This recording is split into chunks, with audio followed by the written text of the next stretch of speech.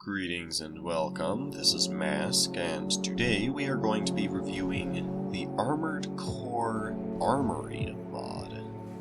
Now, I've heard a lot of good things about this. It's generally the most popular gameplay overhaul mod in the game, assuming you aren't counting, well, co-op. But today, I have gone through playing through this mod, overviewing it, and just generally forming my opinion, and now we can get into it. So, without further ado, let's start with the most obvious thing.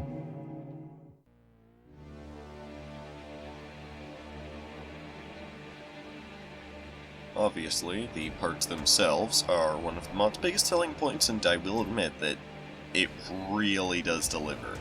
The sheer amount of build variety you can get from this one mod is genuinely mind-blowing. I do not think it's possible to try out all the options in this mod without, just genuinely devoting, your whole life to it. The options are just vast. It's basically everything you could dream of, all the variants, everything. Now, there are some issues with this that I will get into later, but, the parts themselves, it's just delivered so hard. Some in particular, some variants are very nice. The boss parts, especially, they are very just pleasant to use, nice on the hands. And of course there's one particular thing that I would love to credit, which is some of the new status effects that were introduced. Uranium especially. Felt like an entirely new gameplay loop with that, with especially just how fast you can achieve it and stuff, so I think that the parts are very well designed, they're very nice, just the weapons, it's very pleasant. Next up then we have the frames. Obviously, there are a lot of them. You can make so many combinations, and they're completely compatible with base game equipment, so it's a very comfortable combination of things. I particularly like the fact that they gave us more variety for tanks and reverse joints. I'm not really liking the lack of variety in tetrapods, but I guess since his model producer doesn't really have any tetrapod models, then I'm just gonna excuse that and just say yes, the frames are great for what they are, and the abilities especially on them, you can do a lot of stuff with that. It's like the weapons. It's nice, it has variety, and it's very solid overall. Another thing that the mod particularly likes to pat itself on the back on is fashion, and while I just talked about frames, then I'm going to cover something a little bit different here, and that's the generator colors. I do not think there is any other mod that offers generator colors like this mod does. It's amazing. I can do plasma generators, which is something I really want. You can do electric, you can do nuclear, you can do whatever the heck you want. And it doesn't even have to be the words I just used to describe it, because they use colors, not what type of fuel it is.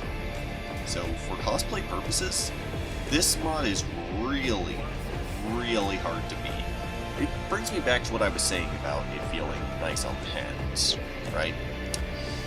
The speed that you can move in this mod, the movement in it in general, it's amazing. It's really just... I'm overwhelmed by the movement in this mod sometimes. It just feels great. The assault boosts especially, you're just rocketing through the air. You really feel like a one-man army, just like that. And what are you rocketing through? Well, the levels. Apparently then, much of the campaign was overhauled, and I do like that, especially since a lot of these weapons I would consider overpowered. And don't get me wrong, the campaign, it does not compensate for just how powerful you can get in this mod, which I will bring up as a criticism later, but there were some particular levels that really stood out to me. For instance, the mission where you eliminate the HC. The artillery, Ectromoy, there is a lot of stuff in that mission. It's a lot of stuff, and it makes you do a lot of stuff, and that is something I love. The use of supply Sherpas that were just added throughout some of the levels was just very pleasant. It made levels feel a lot more refined and refreshed, and I really liked that, honestly. I think that in terms of the campaign being modified, then the most impressive thing in the entire mod was, this is a bit of a spoiler here, so if you haven't played the mod, then please play and get back to this, but the Plasma HC helicopter. This thing genuinely just caught me off guard when I first fought it. However, it was a lot weaker than I expected, and you may have noticed that throughout me listing off the good things that I've been steadily creeping in more and more criticisms, and that's for one simple reason. So that I can have a simple transition to...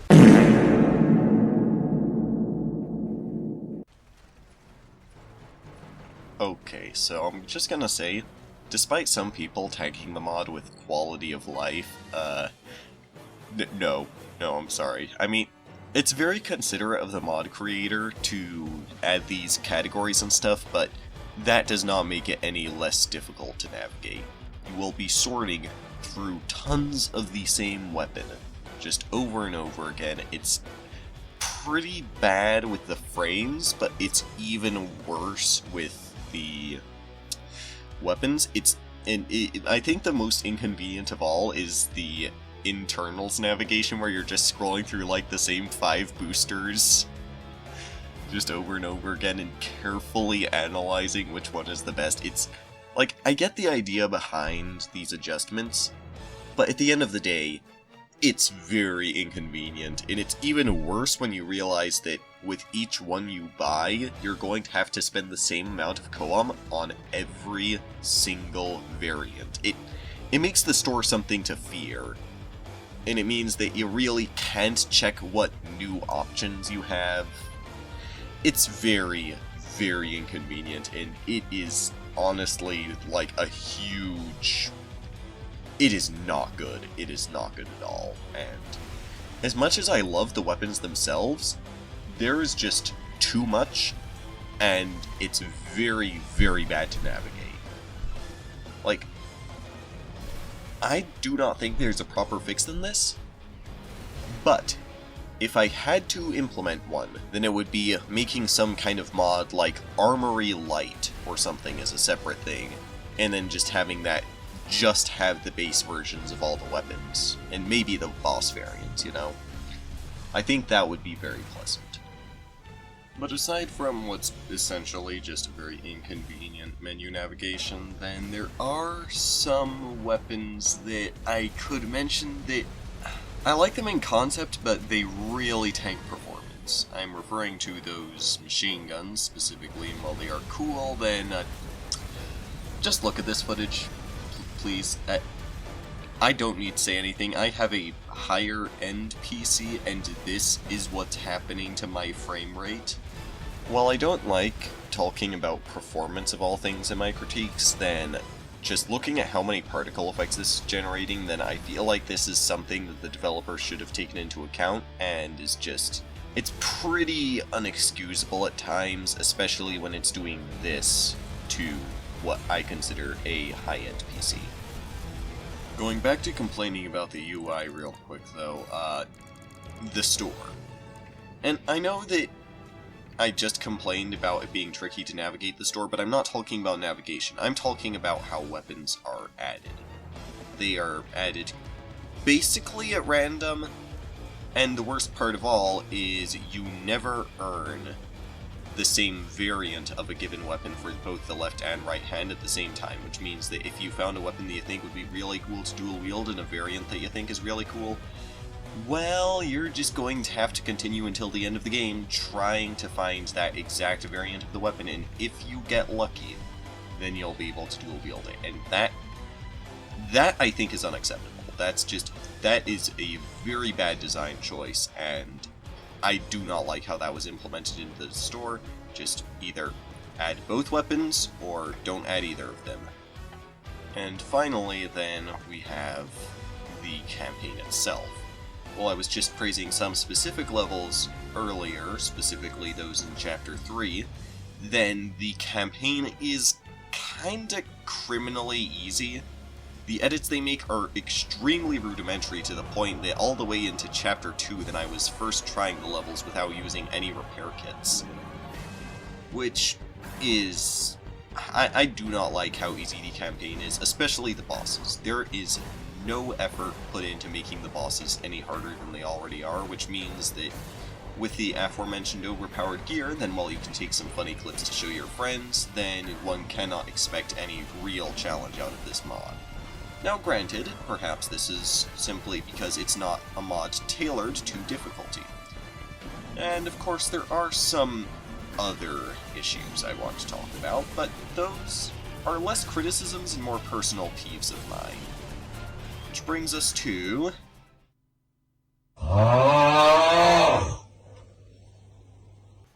So the first thing I'm going to mention here is some very bizarre enemy placements, like these laser drones that are working for the Rubicon Liberation Front for some reason, and these laser helicopters.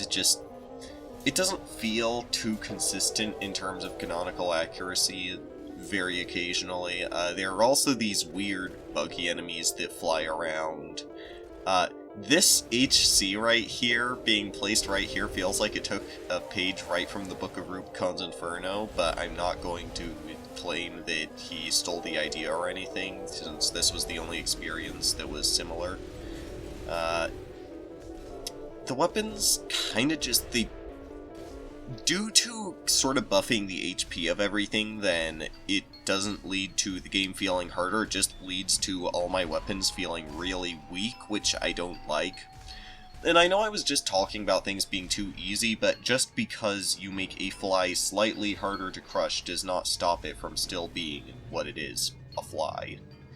So yeah, wasn't too big a fan of the weapons just feeling very soft-hitting, a lot of them. And also, then, the amount of koum you need to get all the variants and everything, and I know that you won't realistically buy everything, but goodness gracious, it's honestly just a very unrealistic expectation to take the time to grind out all the koum, and you could just use Cheat Engine or something. I know that's what I did when getting some specific parts in this mod, just hack the koum in because I don't feel like grinding. But that's still, like, I don't like the expectations it sets with just pricing several of the same item with slight modifications at over 500,000. That isn't fun for me. But yeah, that's a pretty fair summary of all of my personal peeves with the mod, so that brings us to... This mod is a wonder and an achievement in the modding community. It's very nice. Its weapons are wonderful. Its weapons are where it really shines. Great opportunities to test any build that you just dream of. So that's very nice. If you have like a power fantasy, then while some weapons feel a little soft, then this is definitely the mod for you. This is great mod. However, it is definitely not the sort of mod I would recommend to people looking for a challenge, and it also isn't recommended, in my opinion, for anyone who dislikes having too many options shoved in their face, especially if you're not a fan of, like, getting access to the weapon for both hands. I know that could be very much of an issue. It definitely was a repeated problem in my playthrough. But, yeah. Overall, I would give it a 7 out of 10. As always, thank you very much for watching, and until next time, expect more mod reviews in the future.